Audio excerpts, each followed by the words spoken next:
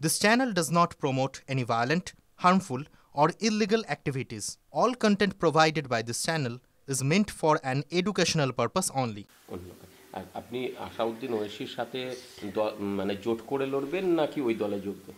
ওই দলে যোগ দেওয়ার প্রশ্নই নাই। আমার নতুন দল তো রেডি আছে, 22 তারিখে ওপেন করব এবং ওয়াইসি সাহেবের সঙ্গে জোট করব, আসাউদ্দিন ওয়েসির সঙ্গে।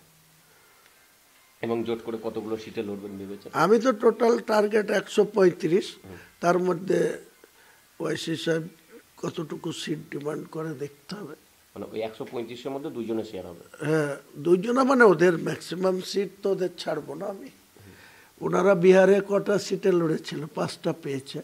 তা আমি মুর্শিদাবাদ দিয়েই ধরছি। ধরুন মুর্শিদাবাদে যদি সঠিকভাবে জোট করতে হয়, আমার সঙ্গে সিপিএমও রাজি আছে জোট করতে। সিপিএম, আইএসএফ এদেরকে হয়তো 4টে সিট ছাড়লাম, 0 আছে তো। কংগ্রেসও 0 আছে, কংগ্রেসকে 10টা ছাড়লাম, যেহেতু অধীর চৌধুরীর একটা মাস ভ্যালু আছে মুর্শিদাবাদে। ও যদি এগ্রি হয় তাহলে ওকে 10টা ছাড়লাম, 10 আর 4 14, আমার 8-8-এর মধ্যে ওয়াইসি সাহেবকে 2 ছাড়বো, আমি 6টায় লড়বো। একইভাবে মালদা, দক্ষিণ দিনাজপুর, উত্তর দিনাজপুর, কুচবিহার, একদম মেকলিগঞ্জ থেকে শুরু করব কাকদ্বীপ পর্যন্ত, বীরভূম, কোনো জেলা বাদ যাবে না।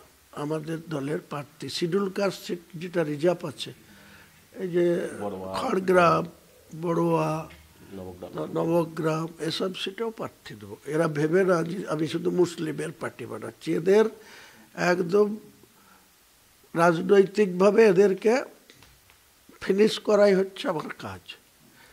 আর আপনি বললেন কংগ্রেস যদি রাজি না হয় সেক্ষেত্রে কংগ্রেস 0 আছে, আবার 0 থাকবে মুর্শিদাবাদ জেলায়।